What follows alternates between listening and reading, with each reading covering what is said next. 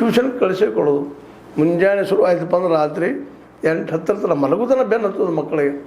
ಇದು ಒಂದು ಬೆಳೆದ್ಬಿಟ್ಟದೆ ಇವತ್ತು. ಯಾಕಂದ್ರೆ ಸ್ಕೋರ್ ಸರಿ ಮಾಡಲಿಲ್ಲಪ್ಪ ಅಂದ್ರೆ ನಾಳೆ ಭವಿಷ್ಯ ಇಲ್ಲ ಅನ್ನೋ ಕಾರಣಕ್ಕಾಗಿ ಇದನ್ನೆಲ್ಲ ಇಲ್ಲಿ ಸರ್ಕಾರಿ ಶಾಲೆಗಳಲ್ಲಿ ಮಾಡಿಸದೆ ಹೋಗೋದ್ರಿಂದಾಗೆ ಶಾಲೆ ಹೋಗೋದು ಬರೋದು ಬಿಸಿ ಊಟ ಎಲ್ಲ ಮಾಡಿಕೊಳ್ಳೋದು ಇದರಲ್ಲಿ ಎಷ್ಟು ಇಂಪ್ರೂವ್ ಆಗ್ತಾರೆ.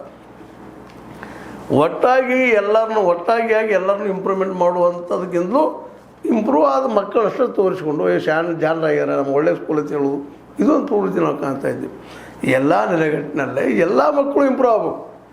ಈ KPS ಅದೇನಾಗ್ತದಪ್ಪ ಅಂದ್ರೆ ಇದರಲ್ಲಿ ಸೆಲೆಕ್ಷನ್ ಮಾಡುವಂಥ ಮಕ್ಕಳು ಮೆರಿಟ್ ಮೇಲೆ ತೊಗೋತಾ ಇದ್ದೀರಿ. ಮೆರಿಟ್ ಅಂದ್ರೇನು, ಮಾರ್ಕ್ಸ್ ಯಾರು ಹೆಸರು ತೊಗೊಂಡಿರ್ತಾರೆ ಅವರು. ಯಾಕೆ ಸ್ಕೂಲ್ ಸಂಖ್ಯೆ ಕಡಿಮೆ ಇರ್ತದೆ. ಕಡಿಮೆ ಇರೋದ್ರಿಂದ ಆ ಕಡಿಮೆ ಸ್ಕೂಲ್ನಲ್ಲೇ ಭಾಳ ಜನ ಅಪ್ಲಿಕೇಶನ್ ಹಾಕೋದ್ರಿಂದಾಗಿ ಅದರಲ್ಲಿ ಬುದ್ಧಿವಂತರು ತೊಗೊಳ್ಬೇಕಾಗ್ತದೆ. ಆ ಬುದ್ಧಿವಂತರು ಬಂದ ಮೇಲೆ ಆ ಬುದ್ಧಿವಂತರು ಮಾಡೋದು ದೊಡ್ಡದಲ್ಲ. ಆ ಏನು ಉಳಿದಿರ್ತಾರಲ್ಲ ಮಕ್ಕಳು, ದೊಡ್ಡ ಹುಡುಗರು ಹೊರಗೆ ಉಳಿದಿರ್ತಾರೆ, ಮತ್ತು ಕನ್ನಡ ಶಾಲೆಗೂ ಮತ್ತು ಸರ್ಕಾರಿ ಶಾಲೆಗೂ ಹೋಗ್ತಾರೆ.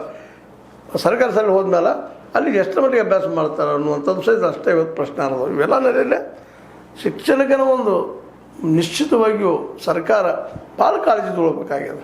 ಅದು ಮರಳಿ ಹೇಳುವಂಥದ್ದು ಒಂದೇ ಏನಪ್ಪ ಅಂದ್ರೆ ಮಧು ಬಂಗಾರಪ್ಪ ಅವರು ತೊಗೊಂಡಿಲ್ಲ ಅಂತಲ್ಲ, ಅದೇ ಕಾಲಕ್ಕೆ ಸಿದ್ದರಾಮಯ್ಯವರು ಮಾಡ್ತಾ ಇಲ್ಲ ಅಂತಲ್ಲ.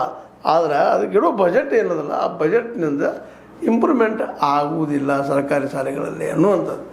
ಯಾಕಂದ್ರೆ ಈಗ 15,000 ಟೀಚರ್ಗಳು ಈಗ ನೇಮಕ ಮಾಡಿದ್ದೀವಿ ಅನ್ನುವಂಥ ಮಾತುಗಳನ್ನ ಹೇಳೋದು ನೋಡಿದರೆ ಜೂನ್ 1 ಅಥವಾ ಮೇ 25 ಕ್ಲಾಸ್ ಸ್ಟಾರ್ಟ್ ಆದ ತಕ್ಷಣ ಎಲ್ಲ ಟೀಚರ್ಗಳು ಬಂದು ವರ್ಕ್ ತೊಗೊಳ್ಳೋಂಥದ್ದು, ಎಲ್ಲ ಮಕ್ಕಳಿಗೆ ಕಲಿಸುವಂಥದ್ದು ನಿರಂತರವಾಗಿ ಅದನ್ನು ಸಹಿತ ಇವತ್ತು ನೋಡ್ಬೇಕಾಗಿದೆ. ಅಂದ್ರೆ ಈಗ ಮರಳಿ ಹೇಳುವಂಥದ್ದು ಏನಪ್ಪ ಅಂತಂದ್ರೆ ಕೇಜ್ರಿವಾಲ್ ಮಾಡಿದಂಥ ದಿಲ್ಲಿಯಲ್ಲಿ ಆ ಸ್ಕೂಲ್ಗಳ ಮಾಡೆಲನ್ನು ನಾವು ತಂದು ಆ ದಿಶೆಯಲ್ಲಿ ಬೆಳೆಸುವಂಥದ್ದು.